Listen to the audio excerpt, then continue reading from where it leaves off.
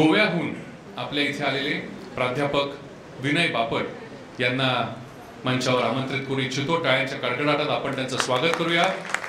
गोव्यातून चित्पावनी बोली ह्या विषयावर आपल्याशी संवाद साधण्यासाठी ते आलेले आहेत।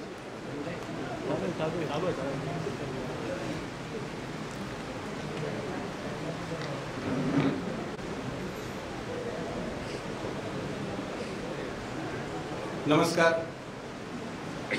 मी प्राध्यापक डॉक्टर विनय लक्ष्मण बापट, गोवा विद्यापीठामधील मराठी विभागामध्ये प्रोग्राम डायरेक्टर, म्हणजे इकडच्या भाषेत बोलायचं झालं तर काय म्हणतो विभाग प्रमुख अशा प्रकारच्या पदावर सध्या कार्यरत आहे। आणि मराठी भाषा संस्कृती त्याच्याबद्दलचं माझं अध्ययन चालू असतं।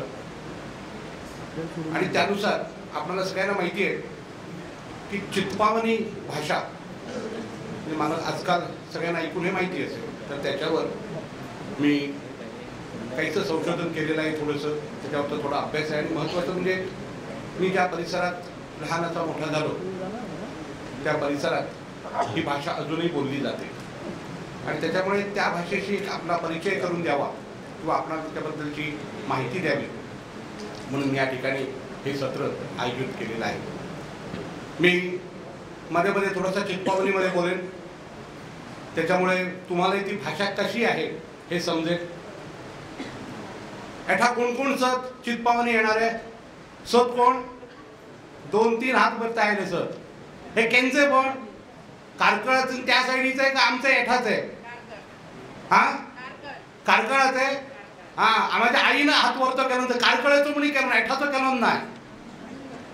ही भाषा दोन प्रकारांत थोडी बोलसत। आमच्या गोव्यात बोलसत ती थोडी वेगळीच आहे आणि कारकळाला आमचे पण असे त्या लोक चढ जास्त सत ते त्या बोलसत, पण त्यांचा बोलणं थोडा वेगळा आहे, आमचा थोडा वेगळा आहे एठा। पण बरा दिसतंय कारकळातील त्या साईडीतील खूप लोक आयले सत एठा, पण मला तरी हे बराच आहे आमच्याकडे जे सत बोलणार आहे ते कोण एठा आयले नाही, येवेचे नाही। आमचे त्या बापट सोडणे आणि कोण बापट नाही हे बराय बी झाला तर मी किती एठा बंडाला मारली तर कळणार, कळायचा नाही कोणाला। बापट नाही म्हणजे किता आता थोडे आयले सत, पण पहिले मला खबरच आहे आमच्या त्या एकदा एक पत्र आयला सरा, लक्ष्मण बापट गोवा। पोस्टमॅन आमच्या घराला आडणी दिला आणि कोणच नसले बापट। पण आता नोकरी धंद्याला लागून खूप बापट आयले सत, आता तसा पत्र यायचा नाही। पण आता लोक पत्र बरवतही नाही, कोण बरायचं आता? ही भाषाच आहे, खूप वेगळी भाषाच आहे। आणि एठा बोलणारे लोक एठाय सरे,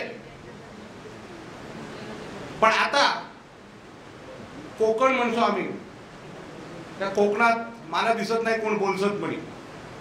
मला काल कोणीतरी म्हणाल 1-2 कुटुंबात काहीतरी सत के अजूनही त्यांना ती भाषा खबरच आहे, पण बाकीच्या लोकांना खबर नाही। मी थोडं तुम्हाला या भाषेबद्दल मी मुद्दाम काही बोललो कारण तुम्हाला ही भाषा कशी आहे हे समजावं। साधारण बघा, चित्पावनी बोली असं म्हटलं की तुमच्या लक्षात येईल ही भाषा एका समूहाशी जोडलेली आहे। म्हणजे बोली भाषा ज्या असतात त्या प्रदेशाशी जोडलेल्या असतात, समूहाशी जोडलेल्या असतात, जातीशी जोडलेल्या असतात। तर आपली चित्पावनी भाषा एक जात किंवा समूह याच्याशी जोडलेली आहे। त्याच्यामुळे ही भाषा कशी आली, कुठून कशा प्रकारची आली याच्याबद्दलचं जे संशोधन आहे, म्हणजे या भाषेवर एक PhD मला वाटतं जवळजवळ 40 वर्ष अगोदर वसुधा भिडे त्या पुण्याच्या आहेत, त्यांनी याच्यावर PhD केलेली आहे। आणि त्याच्यानंतर म्हणजे तुम्ही गिअर्सनचा जर सर्वे बघितला, लँग्वेज सर्वे, तर त्याच्यामध्ये चित्पावनीचा तत्कालीन रत्नागिरीची बोली म्हणून उल्लेख आहे, हे लक्षात ठेवा। म्हणजे गिअर्सनचा सर्वे आज आपण मला वाटतं काढलं तर जवळजवळ 150 वर्षाचा काळ, 150 वर्षाच्या अगोदरच्या गिअर्सनच्या लँग्वेज सर्वे मध्ये चित्पावनीचा, आणि ती रत्नागिरीची चित्पावनी बोली म्हणून उल्लेख आहे आणि त्याच्यामध्ये त्याचे नमुने देखील आहेत. म्हणजे याचा अर्थ 100-150 वर्षापूर्वी रत्नागिरीच्या भागातले सगळे चित्पावन हे चित्पावनी बोलत होते. हे 100% खरं आहे. का गेली? मला वाटतं त्याचंही कारण आहे. तुम्ही जर हम मराठ्यांचं बालकांड वाचलं, हम मराठीचे मूळचे आमच्या 70चे त्या ठिकाणचेच, आणि त्याच्यातनं ते जेव्हा मालवणला आले आणि मालवणला ते हीच भाषा बोलत होते, ते 10-12 वर्षाचे होते असतील मला वाटतं, तर ते ज्या घरात राहत होते त्या घरातल्या एका बाईनं ते ही भाषा बोलतात ते बघून सांगितलं, हनू असा बोलो नाही, लोक गावंढळ म्हणतात. मला वाटतं स्वतःला ही भाषा बोलल्यामुळे बाकीचे लोक गावंढळ म्हणतील या न्यूनगंडातनं आम्ही भाषा बोलायची सोडली. आम्ही म्हणजे या ठिकाणचं. मी अनेक वेळेला सांगतो, आमच्या 70तील ब्राह्मणांना आणि कारकळकरच्या ब्राह्मणांना धन्यवाद दिले पाहिजेत की ते गावंढळ अजूनही राहिलेले आहेत. ते जर सुधारले असते तर आपली ही भाषा पूर्णपणाने संपून गेली असती. आणि भाषा जेव्हा संपते तेव्हा भाषा फक्त संपत नाही, भाषेबरोबर ते पूर्ण सांस्कृतिक संचित संपून जातं. आणि म्हणून भाषा टिकणं हे अत्यंत महत्वाचं आहे. या भाषेबद्दलचं बोलत असताना एकूण या ठिकाणची जी चित्पावनांची वस्ती आहे ते असं म्हटलं जातं, अनेक त्याच्यामध्ये सिद्धांत मांडले जातात, पण रत्नागिरीच्या परिसरामध्ये किमान 1500 वर्षापासून चित्पावनांचं अस्तित्व आहे हे सांगितलं जातं. याचा अर्थ ती भाषा किती जुनी असेल हे आपलं लक्षात येतं. त्याचबरोबर हे सांगताना असं सांगितलं जातं की हे चित्पावन मुळात कुठून आले, तर त्याच्यातही दोन म्हणजे वेगळ्या वेगळ्या थेरी सांगितल्या जातात. एक असं सांगितलं जातं की ते मूळ अफगाणिस्तानातल्या परिसरातून आले, आणि आजही असं सांगितलं जातं की अफगाणिस्तानमध्ये पश्तो आणि दारी या ज्या 2 भाषा आहेत त्या भाषेमध्ये आणि चित्पावनीमध्ये साम्य आहे. अर्थात याच्यावर अभ्यास झाला पाहिजे. पण काही शब्द पश्तो दारो ही ज्या अफगाणिस्तानाच्या मूळ भाषा आहेत त्याच्यात आणि चित्पावनीमध्ये काही प्रमाणात साम्य आहे. अर्थात मी प्रत्यक्ष काही त्या भाषा ऐकलेल्या नाही, परंतु या भाषांमध्ये साम्य आहे असं सांगितलं जातं. त्याचप्रमाणे दुसरा जो सिद्धांत आहे आणि तो मला फार महत्वाचा वाटतो तो म्हणजे चित्पावन ब्राह्मण जे आहेत ते गुजरात राजस्थानच्या सीमेवरनं कोकणामध्ये आले. आणि हा सिद्धांत मला गुजराती आणि चित्पावनी यांच्यामधलं जे साम्य आहे ते जर तुम्ही बघितलं तर तुमच्या लक्षात येईल या 2 भाषांमध्ये खूप साम्य आहे. उदाहरणार्थ, मला ज्ञान मिळवेच असे चित्पावनी, मला ज्ञान मिळवेच असे, आणि गुजरातीत मने ज्ञान मिळवू छे. काही शब्द बघा, बाहेर मस्त निबर्स आहे चित्पावनीमध्ये. निबर म्हणजे ऊन. हा शब्द तुम्हाला आणखी कुठच्याही भाषेमध्ये मिळत नाही, ज्ञानेश्वरीत मिळतो. बाहेर मस्त निबर्स आहे, बाहेर आकरो ताप छे. बोलण्याची स्टाईल तुमच्या लक्षात येईल की कशा प्रकारची दोन्ही आहेत. रमेश काय रहे, रमेश काय रहे छे, किंवा अशी काही जी उदाहरणं आहेत या 2 अजूनही भरपूर अभ्यास. म्हणजे मी माझी जी PhD आहे ती बडोदा युनिव्हर्सिटीमधनं केली आहे, आणि मी 1-2दा बडोदा युनिव्हर्सिटीच्या ऑफिसमध्ये गेलो, आणि त्यावेळेला जेव्हा ते त्यांचे लोक जेव्हा ते गुजरातीत बोलत होते मला असं वाटतं की चित्पावनीतच बोलतायत की काय. म्हणजे ऐकताना तुमच्या लगेच लक्षात येतं की ही भाषा आणि चित्पावनी भाषा ही खूप जवळची आहे. त्याच्यामुळे ही जी थेरी, कारण एक लक्षात घ्या, आज जो अभ्यास होतो ना तो नुसता भाषा म्हणून अभ्यास होत नाही, सोशो लिंग्विस्टिक ज्याला आपण म्हणतो, समाज भाषा विज्ञान, अशा दृष्टीनं अभ्यास आज करण्याची गरज आहे. दुर्दैवानं हा अभ्यास करण्यामध्ये अजून आपले लोक पुढे येत नाहीत. आता माझ्या सांगण्यावरनं बडोदा युनिव्हर्सिटीमध्ये डॉक्टर करंदीकर यांच्या हाताखाली श्रेया टेंगसे नावाच्या आमच्या गोव्यातल्या एका मुलीनं चित्पावनी भाषेचा भाषा वैज्ञानिक अभ्यास करण्यासाठी PhDचं रजिस्ट्रेशन केलेलं. परंतु एक अभ्यासानं काही होणार नाही, हे असे भरपूर अभ्यास आवश्यक आहेत. आणि मला दुसरं तुम्हाला सांगायला आनंद वाटतो, मला वाटतं पुढच्या 4 महिन्यामध्ये गोवा विद्यापीठाच्या मराठी विभागामध्ये मला PhD गाईडशिप मिळणार आहे. तर त्याच्यामुळे जर तुमच्यापैकी कोणाला त्यावेळेला करायचं असेल PhD गोवा युनिव्हर्सिटीमध्ये अशा विषयांमध्ये, तर तुम्हाला नक्की तुमचं स्वागत त्या ठिकाणी आहे. अशा प्रकारचे जे विषय, म्हणजे हा जो वेगळ्या वेगळ्या प्रकार त्याच्यामध्ये, उदाहरणार्थ मी मगाशी तुम्हाला सांगितलं गुजरातीमध्ये छे आणि मराठी या चित्पावनीमधलं से, ही जी रूप आहेत क्रियापदाची, ती प्रत्येककडे तुम्हाला ही शब्द तयार करण्याची जी पद्धती असते, भाषा त्याच्यावरून तयार होते, तुमच्या लक्षात येईल. आणि ती या दोन भाषामध्ये खूप समप्रमाणात आहे, परंतु याच्यावर देखील संशोधन करण्याची गरज आहे. आणि त्याच्यामुळे या भाषेवर अजून संशोधन करणं हे खूप मोठ्या प्रमाणात आहे. दुसरं म्हणजे तुम्हाला अजूनही माहिती असेल, तुम्ही अंदुबरवा काढून बघितला पु ल देशपांडेंचा, तो सानुनासिक बोलतो, किंवा अजूनही आपल्याकडे सगळे सानुनासिक बोलण्याची जी पद्धत आहे, तुमच्या असं लक्षात येईल ही चित्पावनीची देण आहे की चित्पावनीमध्ये अजूनही जे शब्द आहेत ते तशा प्रकारचे आहेत. म्हणजे के, किता, त्यांचो, ह्यांचो, माथा, तुझा, असे अनेक शब्द सांगता येईल, ते सानुनासिक शब्द आहेत. आणि ही आजच्या मराठीमधल्या इथल्या सुद्धा जे शब्द अजून जी नाकात बोलण्याची पद्धत आपल्याकडे आहे, त्याचं मूळ मला वाटतं अजूनही तिथे चित्पावनीमध्ये आहे. कारण भाषा जरी सोडली ना तरी सगळं सोडता येत नाही, तर त्याच्यामधले काही अंश तुमच्याकडे राहतात. त्याच्यामुळे गोव्यात तसंच उत्तर कर्नाटकामध्ये उडपी मी सांगितलं त्या परिसरात ही भाषा बोलली जाते. त्यामुळे हे चित्पावन तिकडे कधी जाऊन स्थायिक झाले असावेत. मला वाटते 400-450 वर्ष, कारण नक्की इतिहास मिळत नाही. म्हणजे मी आता कुलवृत्तांत विचार बघत होतो, त्याच्यामध्ये असं आहे की या ठिकाणी बाळाजी विश्वनाथ या ठिकाणी गेले, त्याच्या अगोदर चित्पावन नेमके इथे काय करत होते याचा विशेष इतिहास कुठे मिळत नाही.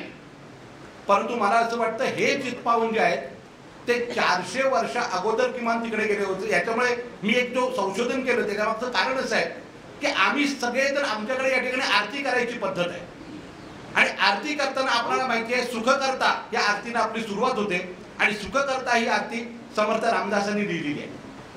परंतु ते ब्राह्मणांमध्ये आरती करणं म्हणजे जशी संस्कृती नुसतं दूध दाखवणं असतं तशा प्रकारची आरती केली जाते. आरती म्हणणं हा त्यांच्यामध्ये प्रकार नाही. याचं कारण छत्रपती शिवाजी महाराजांचं राज्य या ठिकाणी येण्यापूर्वी ते सगळे त्या ठिकाणी गेलेले आहेत, आणि त्याच्यामुळे इतक्या अगोदर स्थलांतर झालं म्हणजे हे किती जुनं असेल या संबंधातल्या गोष्टी अनेक. परंतु आपल्या जुन्या ज्या पद्धती आहेत, उदाहरणार्थ बोडण भरण्याची पद्धत इथेही आहे आणि तिथेही आहे.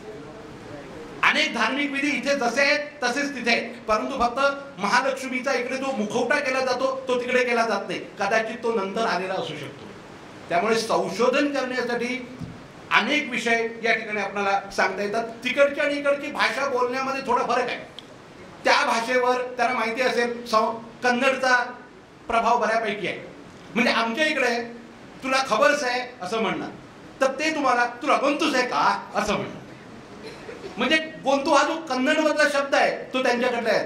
किंवा आमच्याकडे एखाद्याला समजा तुला अंगाने जरा बारीक वगैरे झाला तर आम्ही जरा म्हणू तर बारीक झालोस मरे किता केलास, तर ते म्हणते लगेच तू भागवलोस का. भागणे हा जो त्यांच्याकडचा शब्द आहे तो म्हणजे बघा हा मराठीतला शब्द आहे, परंतु त्याने तो राखून ठेवलेला आहे. या आकडे बघा दररोजच्या वापरातले आकडे असतात, कारण ते तुम्हाला इतरांशी बोलावे लागतात. त्याच्यामुळे ते लोक सांगत असताना आकडे सगळे तुम्हाला कन्नडमध्ये सांगतील. म्हणजे तुम्ही विचारलं किती वर्ष झाली तर ते लगेच तुम्हाला कन्नडमध्ये सांगतील, आणि त्यांना कळत पण नाही ते की मी कोणाशी बोलतोय. हा एंटू सावरे वारा तिथं वरखा झाली असं ते म्हणणार. तुम्ही विचार करत राहिला म्हणजे किती आम्हाला कुठे कळतं. माझी सासूरवाडी जी आहे ती शृंगेरीला आहे, त्याच्यामुळे मला हे जास्त कळतं. तर त्याच्यामुळे त्यांना ते आकडे, परंतु ते विचारताना मात्र तुम्हाला किती घंटे झाले, 2 घंटे झाले का, 1 घंटा झालो का असं विचारतात. तर त्याच्यामुळे भाषा कशा प्रकारची बदलते या दोन्हीकडच्या भाषांचा अभ्यास हा देखील तुलनात्मक अभ्यास होऊ शकतो. इतकी वेगळ्या प्रकारची ही भाषा दोनकडे बोलली जाते. त्याची जुनी रूप म्हणजे त्याच्यातले अनेक शब्द हे तुम्हाला जुने त्या प्रकारे त्या ठिकाणी मिळू शकतात.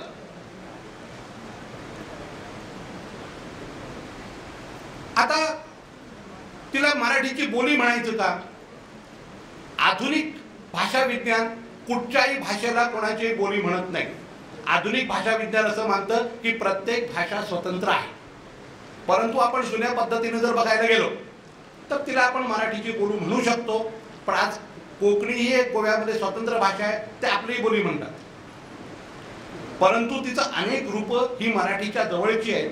क्रियापदांची होण्याची काही रूपं ही कोकणीच्या जवळची आहेत. त्यामुळे ती कुठची बोली आहे ह्याच्यापेक्षा ती एक स्वतंत्र वेगळी भाषा आहे, हे आपण लक्षात ठेवलं पाहिजे.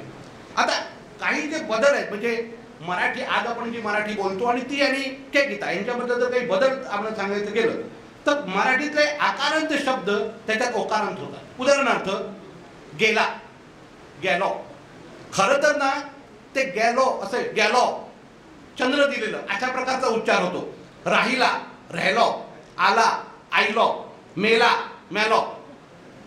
बघा हा, म्हणजे खरं तर तो पसरट उच्चार ऑ असा होतो, म्हणजे चंद्रबिंदी देऊन तो शब्द लिहिला पाहिजे अशा प्रकारचा तो शब्द आहे.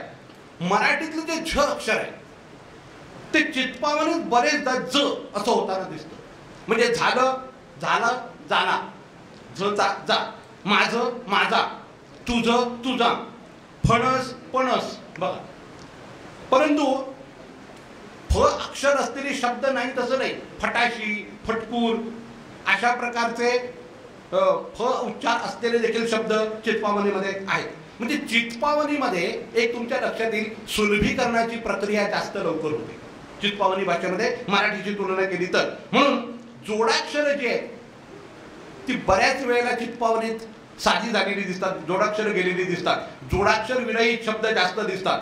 आम्ही, आम्ही, आम्ही, आम्ही, तुमला, तुमला, माझ्याकडे माथान, ह्यांच्याकडे हेथान किंवा हेचे कडा. म्हणजे जोडाक्षर आहे ते साधा शब्द करणं अशा प्रकारचं रचना ही आपल्याला चित्पावनीमध्ये दिसून येतो. क्रियापदांचं वर्तमान काळ चालवताना स ह्या प्रत्यय लावणं, मगाशी जसं मी तुम्हाला सांगितलं, उदाहरणार्थ मैं जासा, तू जासस, तो जासे, तो करसे, स प्रत्यय ज्या प्रकारे लागतो ही पद्धत मराठीमध्ये नाही, हे लक्षात घ्या. या बाबतीत चित्पावनी मराठीपेक्षा पूर्णपणे वेगळी आहे आणि गुजरातीच्या जवळची आहे. त्याच्यामुळे मी जे म्हटलं की ते तिकडून आलेले असण्याची शक्यता आहे, याचं एक फार महत्वाचं कारण हे आहे. अनुस्वारयुक्त ए हा एकारांत शब्द चित्पावनीत आकारांत होतात. केळे, केळे म्हणतो आपण, केळा, झाले, झाला, सगळे, सगळा. ही जी रूपं आहेत ती चित्पावनीची वैशिष्ट्यपूर्ण आहेत. दररोजच्या वापरातले जे काही शब्द आहेत, म्हणजे मी तुम्हाला सांगतो की लक्षात येईल की वेगळे कशात आहे. कुठे असं आपण म्हणतो, त्याच्या लक्षात येईल के, होय, होय, केव्हा, केडला, हा पूर्ण वेगळा तुमच्या शब्द लक्षात येईल. काय, किता, इकडे, हेगडा, तिकडे, तेगडा, कुठला, केंचो, कुठून, केंथीन, मुलगा, बोडियो, मुलगी, चेड. आता मजा सांगतो बघा, चित्पावनी आणि कोकणी खूप जवळच्या भाषा आहेत, एका परिसरात बोलल्या जातात, पण चेड हा जो शब्द आहे त्याचा चित्पावनीतला अर्थ आणि कोकणीतला अर्थ याच्यात भयानक फरक आहे. म्हणजे कोकणीमध्ये चेड याचा अर्थ अशी बाई जी खूप जणांशी संबंध ठेवते, आणि केगीतातला शब्द चेड म्हणजे मुलगी. म्हणजे एक विनोद सांगितला जातो की गोव्यातल्या चित्पावनांच्या घरात एक बाहेरची बाई काम करायला वगैरे येत असे, आणि ती मग असं काम करताना ती म्हणाली, तर तिने सांगितलं ही माझी चेडी. तर ती बाई म्हणाली, तुझ्या चुलीत काय म्हणताय तू. आता हा जो फरक आहे, परंतु माझ्या बघा, कोकणीमध्ये चेडू हा शब्द आहे. भाषा कशा प्रकारे तयार होतात आणि भाषांना अर्थ कशा प्रकारचे मिळतात हे खूप सुंदर अभ्यास करण्यासारखं या ठिकाणी आहे. काही जी क्रियापदांची रूपं आहेत ती मराठीमध्ये चित्पावनीमध्ये मराठीपेक्षा खूप वेगळी लिहिली जातात. बोलणे, बोलणा, बोलायचं, बोलायचा, सांगणे, सांगायचा, विचारणे, विचारायचा, जायचं, जायवेचा, उचलायचं, उखण्याचा, बांधायचं, बांधायचा. आज मराठीमध्ये नसलेली किंवा मराठी शब्दांपासून ते वेगळे असलेले काही शब्द चित्पावनी देतात. उदाहरणार्थ निबर हा शब्द तुम्हाला आणखी मराठीमध्ये निबर शब्द आहे पण तो आपण वेगळ्या अर्थाने वापरतो. इथे निबर म्हणजे ऊन.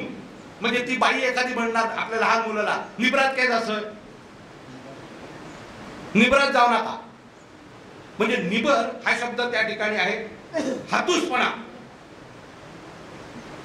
फडका आपण म्हणतो त्याला सुडको. आणि त्याच्यातही पण दोन प्रकार आहेत, हातेर आणि तातेर असाही प्रकार आहे. म्हणजे कुठचा शब्द कुठचा फडका कुठे वापरायचा याच्याप्रमाणे ते शब्द आहेत. किंवा दोरीच्या आधारानं टांगलेली जी फळी असते त्याला बळाणं, अंगण, खळा हा कोकणीमध्येही शब्द आहे. अंगण म्हणजे तुम्ही अजूनही अंगण हा शब्द आमच्याकडे जर वापरला तर काही जण असं बघतील तुमच्याकडे. खळ हा जो शब्द त्या ठिकाणी आहे.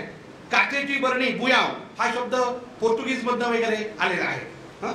झाडणी आपण जी म्हणतो सळाची, मला वाटतं हा अजूनही कोकणामध्ये काहीकडे सळाची शब्द वापरला जातो. तर हा शब्द त्या ठिकाणी आहे. त्याच्यामुळे पाठ, पिढा, पाठ हा जो शब्द आहे आज आपण सगळीकडे वापरतो त्याला पिढा हा शब्द आहे काही गीतामध्ये. तो अगोदरच्या काही गीतामध्ये आमच्याकडे वापरला जात असे आणि तिकडे, परंतु तिकडे अजूनही ते पिढा शब्द वापरतात. आमच्याकडे मात्र तो आता वापरत नाही, त्याचा पाठ झाला. पण अजूनही तिकडे गेलं तुला पिढा देऊ का बसायला असं म्हणतात ते. काही शब्दांची अर्थ बदलतात.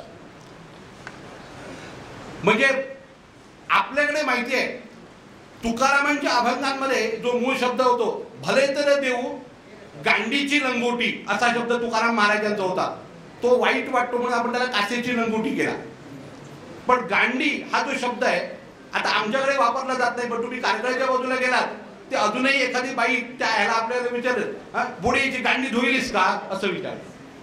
म्हणजे तिथे शब्द तो सरळ प्रकारे वापरला जातो. आमच्याकडे मात्र आम्ही त्याला वेगळा अर्थ किंवा काय वापरायचं अशा प्रकारचा अर्थ केलेला आहे. शब्द कसे बदलतात. त्यामुळे जुन्या काळातील ग्रंथ जे आपले त्याचं आणि चित्पावनी भाषेतल्या शब्दांचं जे एकरूप आहे ते बघण्यासारखं आहे. मी मुद्दाम लीळाचरित्रातले शब्द आणि काही गीतातले शब्द आणि आजच्या मराठीतले शब्द काय हा लीळाचरित्रातला शब्द आहे.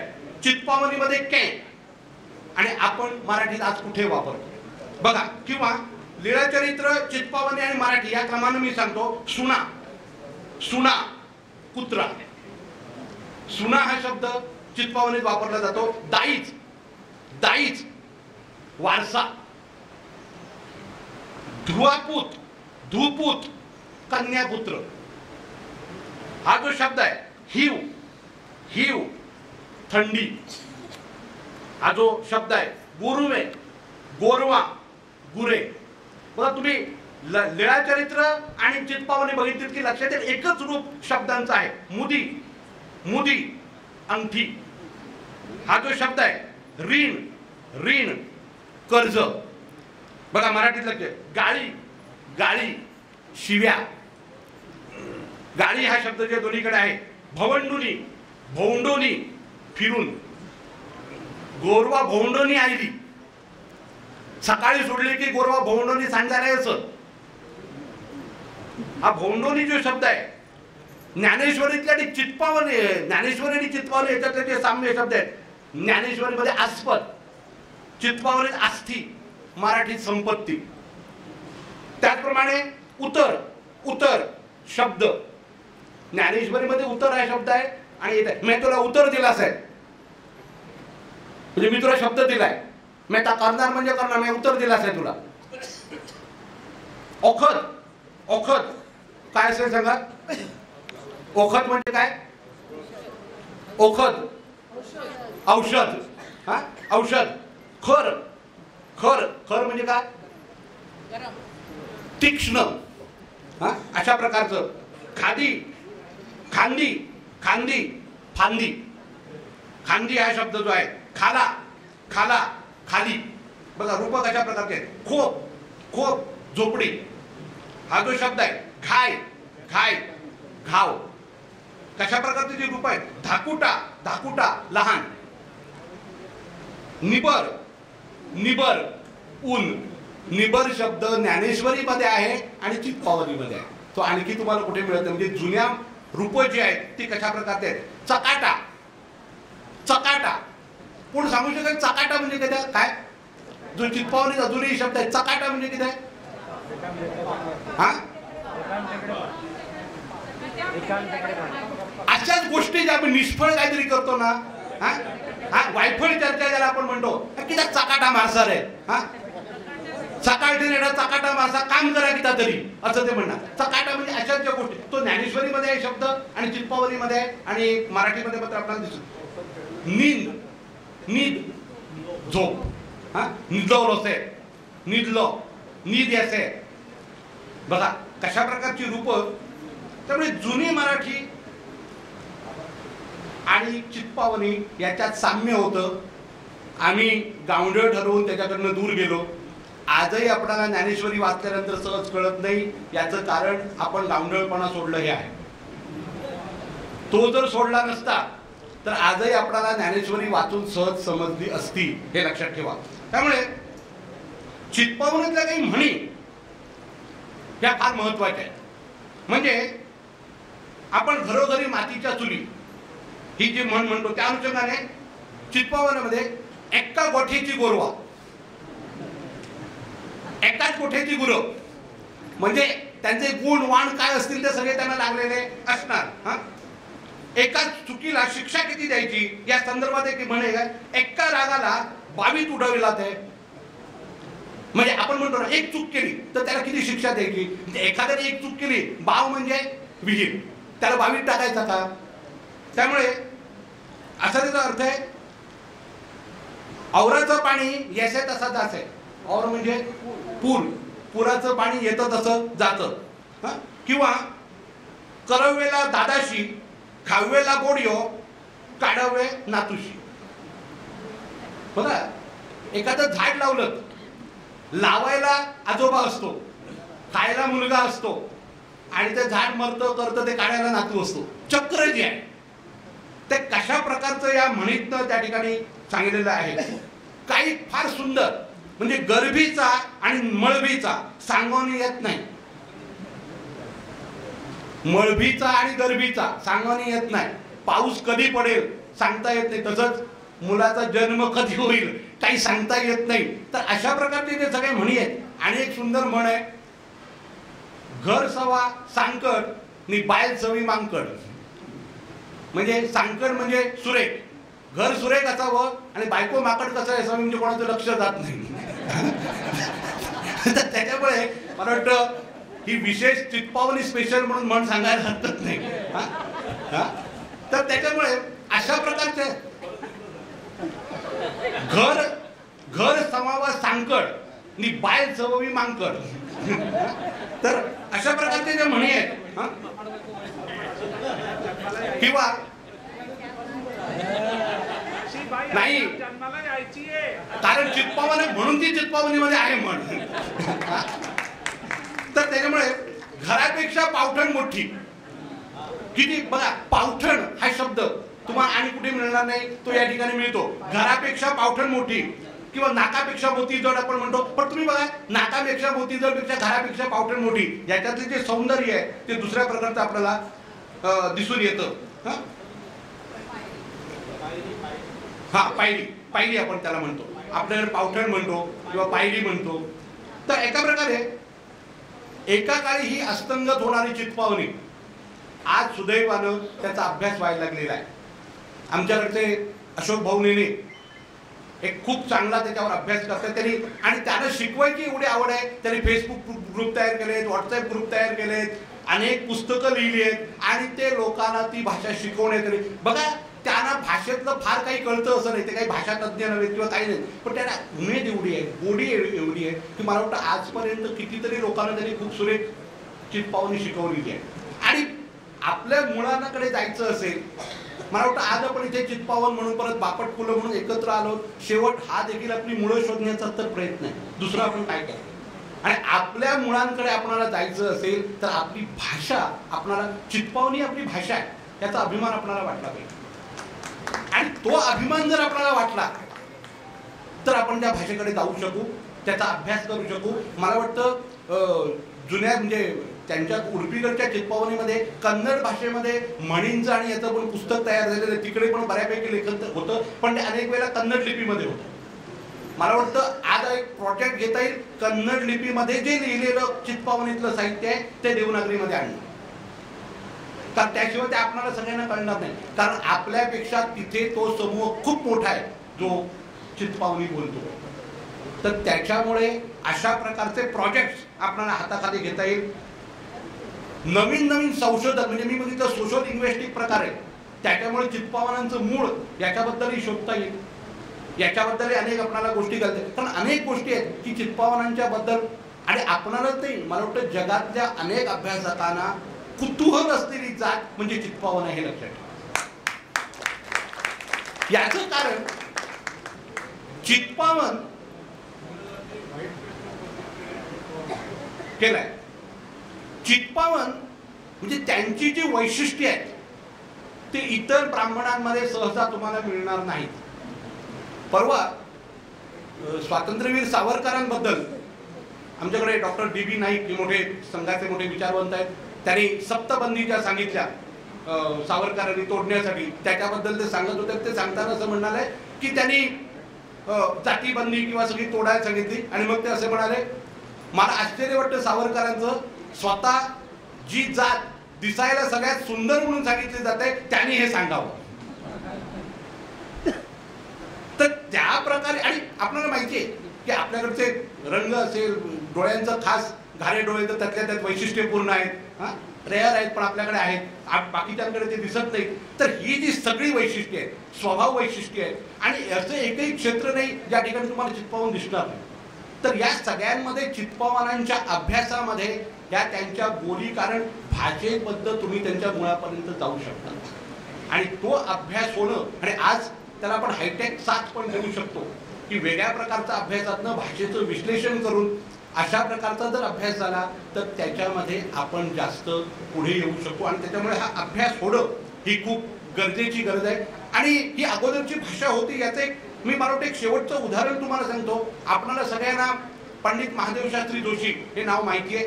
संस्कृती कोशाचं काम करणं, मला वाटतं आणखी कुठच्याही भारतीय भाषेमध्ये असा संस्कृती कोश निर्माण झालेला नाही. आणि 40 वर्षाचे असताना त्यांनी संस्कृती कोशाचं काम सुरू केलं आणि त्यावेळेला त्यांनी सांगितलं, मी आता आणखी काही लिहिणार नाही. अतिशय सुंदर कथाकार ते होते, परंतु त्यांनी कथा लिहिणं बंद केलं आणि अक्षरशः स्वतःला त्या कामामध्ये झोकून दिलं. अशा माणसानं त्यांचं जे आत्मपुराण म्हणून आहे त्याच्यामध्ये एक उतारा दिलाय. त्यांचे आजोबा हे देवगडचे मूळचे, ते गोव्यात गेले होते आणि त्या ठिकाणी त्यांनी बोलताना त्या गीताचा संवाद, आणि त्यांनी असं म्हटलं की ते त्यांच्याकडे आले आणि बोलायला लागले आणि तेव्हा ते असं म्हणाले की मला ही भाषा येते, आमच्याकडे तीच भाषा बोलतात. आणि तेव्हा जो त्यांनी संवाद दिलाय, म्हणजे त्यांनी कल्पनेने लिहिलेला आहे, त्यांचे आजोबा आणि त्यांच्या घरी जे आले होते त्यांचा जो संवाद झालेला आहे तो संवाद त्यांनी या ठिकाणी दिलेला आहे. आणि तो मी फक्त तुम्हाला सांगतो की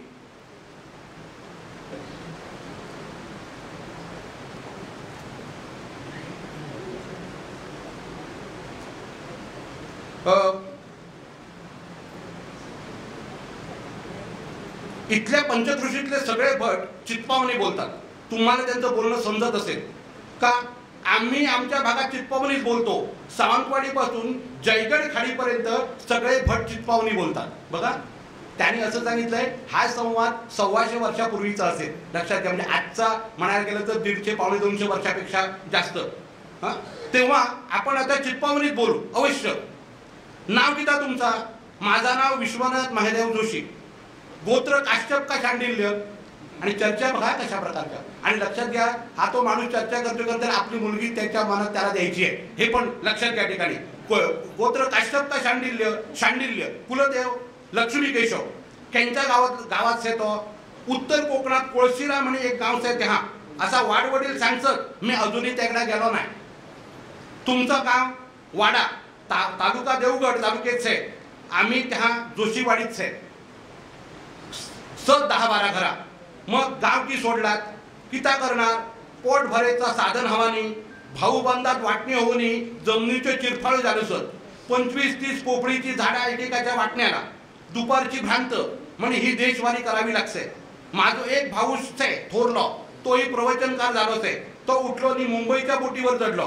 मी एकदा खालता सरकलो, प्रवचना करीत करीत एठा पावलो. पाटल्या वाटण काय पाश नाही. लहानपणात आई वडील गमावले, मग अध्ययन के केलात.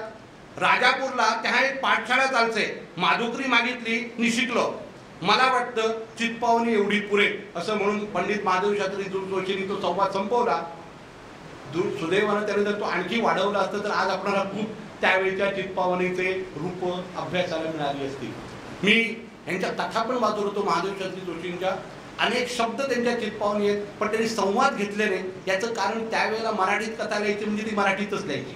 हा जो समज होता, त्यांनी जर संवाद त्या ठिकाणचे कैकितात घेतले असते तर मला वाटतं आज खूप मोठं एक काय म्हणू आपण त्याला धन आमच्या हातात त्या ठिकाणी मिळालं असतं. त्यामुळे परंतु आज अनेक जण चितपावनीचा अभ्यास करतात. मी अश्विनींचं नाव सांगितलं, श्रीधर बर्वे यांचं चितपावनीच्या अभ्यासाबद्दल एक सुंदर पुस्तक माहिती पण आहे, परंतु फार सुंदर पुस्तक आहे.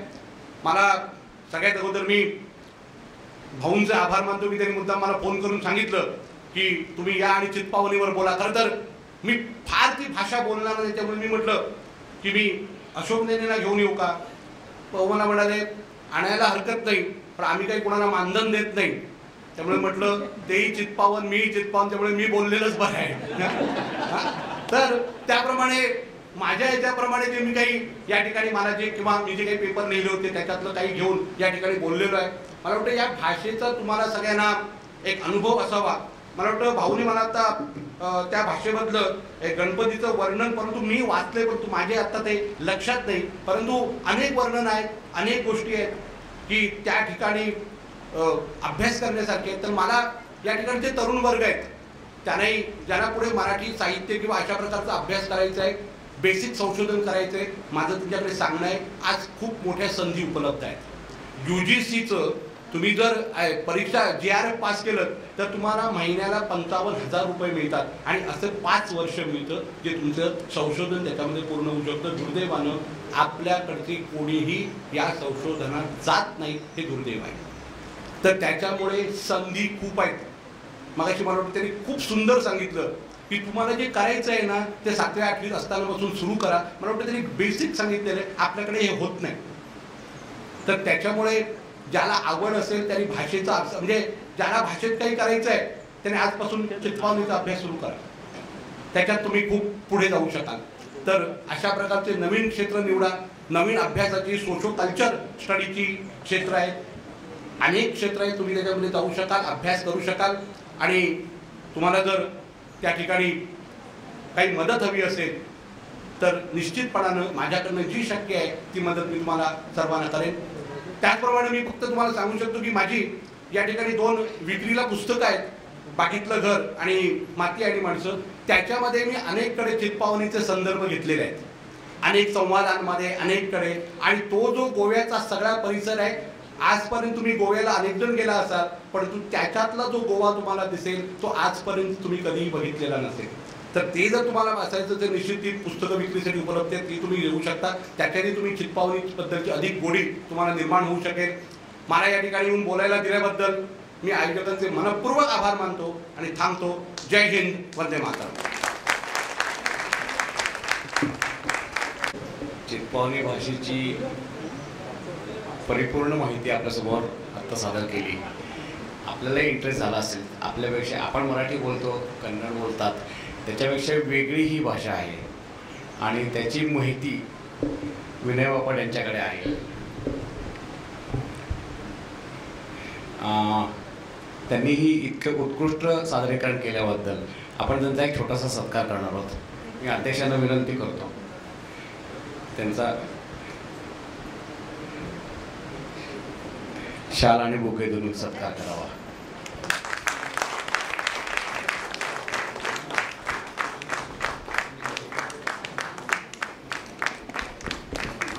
टाळ्या कमी पडू द्यायला नको, आपण टाळ्यांचा मोठा कडकडाट करूया. आम्हा सर्वांचे लाडके प्राध्यापक Vinay Bapat. Thank you sir, thank you very much.